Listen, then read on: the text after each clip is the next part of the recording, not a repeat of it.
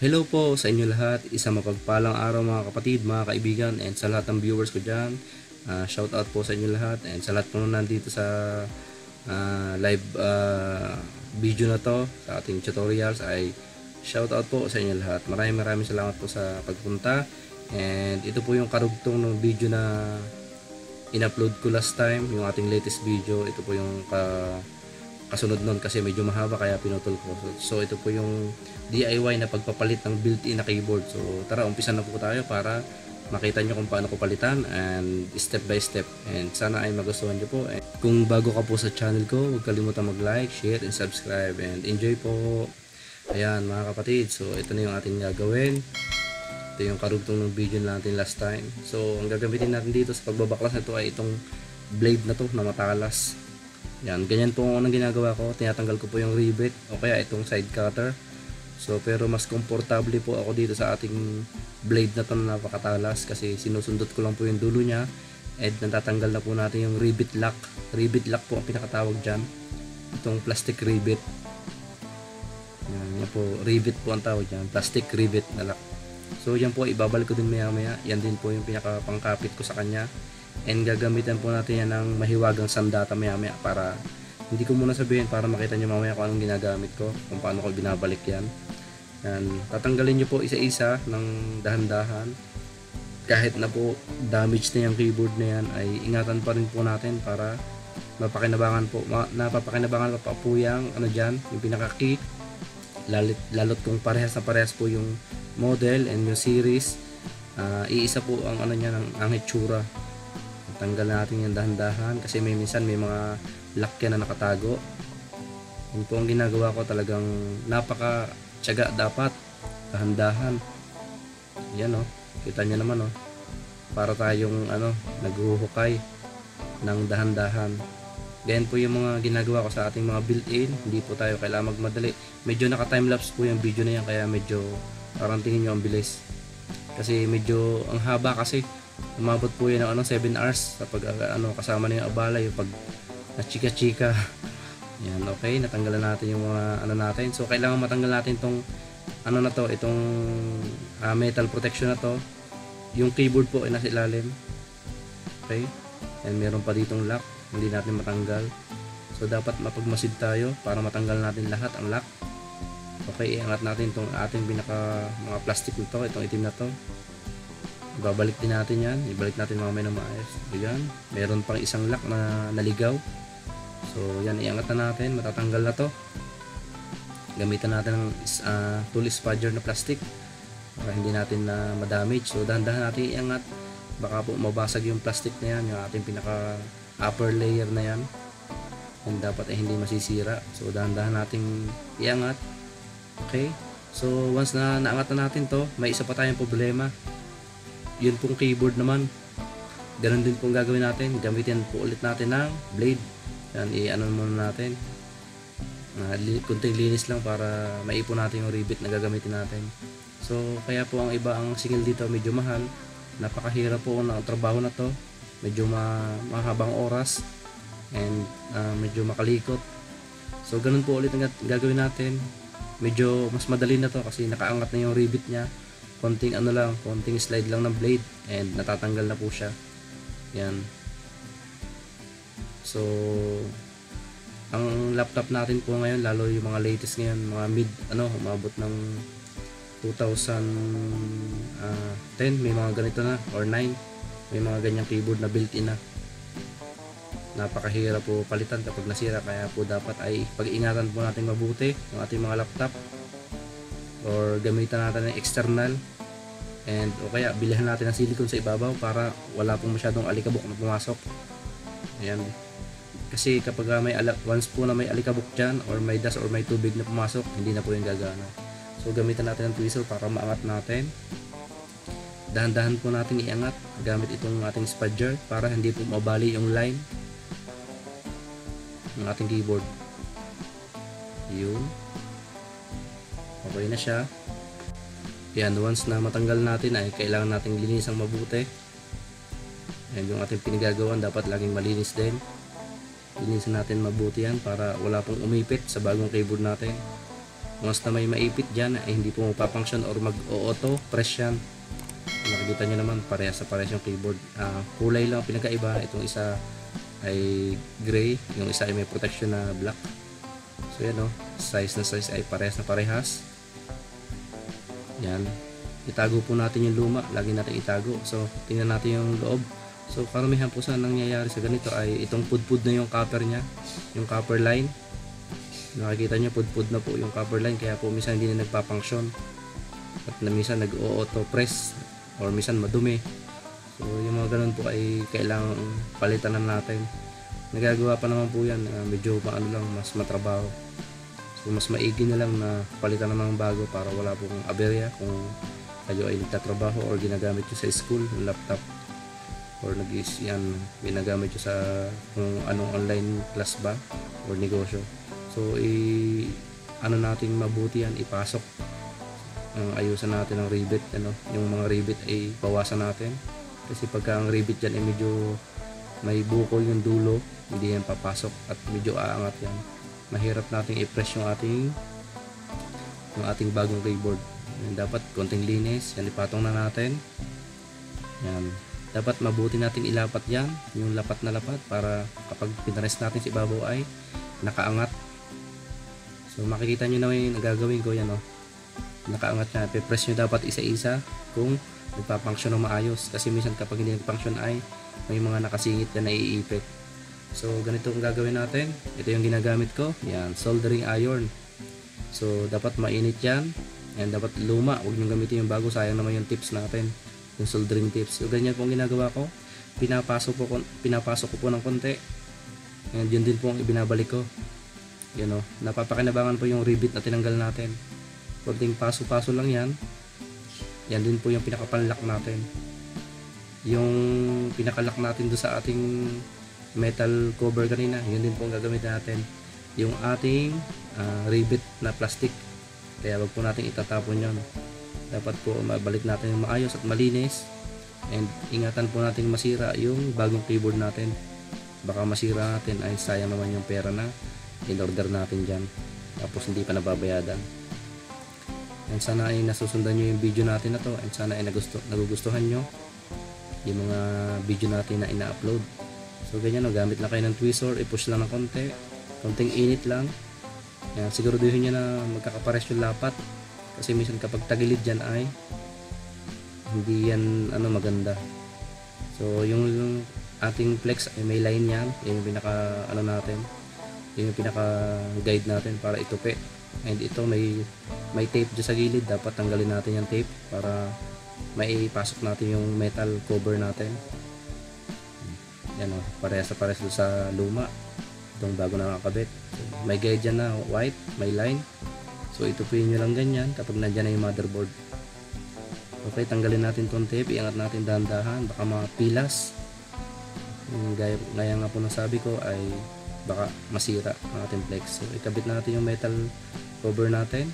Yan, dapat saktong-sakto yung kabit, walang labis, walang kulang, and ipasok natin yung ganyan, idapa natin kasi may tape po yan, kumakapit yan. And yan, okay na. Siguraduhin lang ng mga nakabalik ng maayos yung pinaka niya sa gilid, pinaka mga cover nya. Itong aluminum foil na to, ito para sa ground, tsaka may foam dito.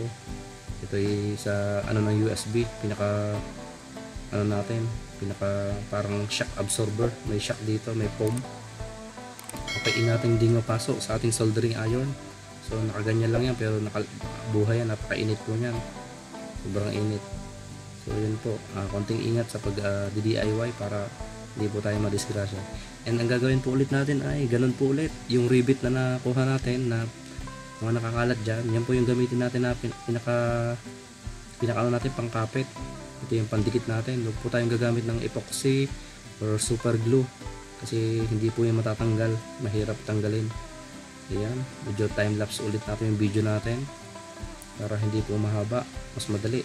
So bawat paligid po ilagyan natin. Ayan, lagyan lahat.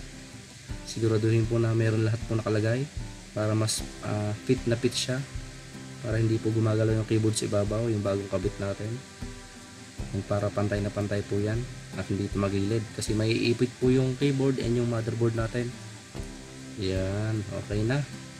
So pulido po yung gawa natin. Kailangan ay ano lang, slowly daw, ika nga na matagal nga, slowly but surely. Yan, okay na.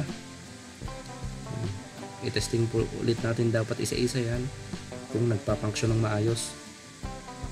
Ayun, okay na. Pwede na po natin ibalik yung ating motherboard. Yan, balik natin yung motherboard and ikabit natin mamaya yung speaker, yung mousepad, saka yung ating mga screw and yung ating mousepad na ginagamit na flex. Dapat ibalik natin maayos. So ilagay natin tong ating flex ng keyboard. Dapat sakto-sakto kasi pag hindi po nakapasok ng ayos yan ay yung ibang letra ay hindi gumagana. So itong mousepad naman na sunod, i-timelapse ulit natin para iwas habang ang video natin. So ikabit natin itong ating flex ng ating mousepad to motherboard, itong black cover natin. Yan, mga speaker ikabit natin. Alright, so patapos na tayo mga kapatid, and sana ay may napupulot po kayong aral sa ating video na to. Itong wifi balik din natin, itong battery. So ang sunod na gagawin natin dito kasama na sa video na to ay upgrading po from hard drive to SSD, yung ating HDD to SSD para mas mabilis po, para mas maganda at mas lalong matuwa yung customer natin. So ikabit na natin itong screen. So pagkakabit niyan ay medyo i-adjust natin yung ating itong hinge pala kasi request niya ay medyo low ba yan, medyo mahigpit, medyo maganit kasi kapag maganit po yan, mahigpit, kapag tumagal ay yung ating hinge ay mababasag.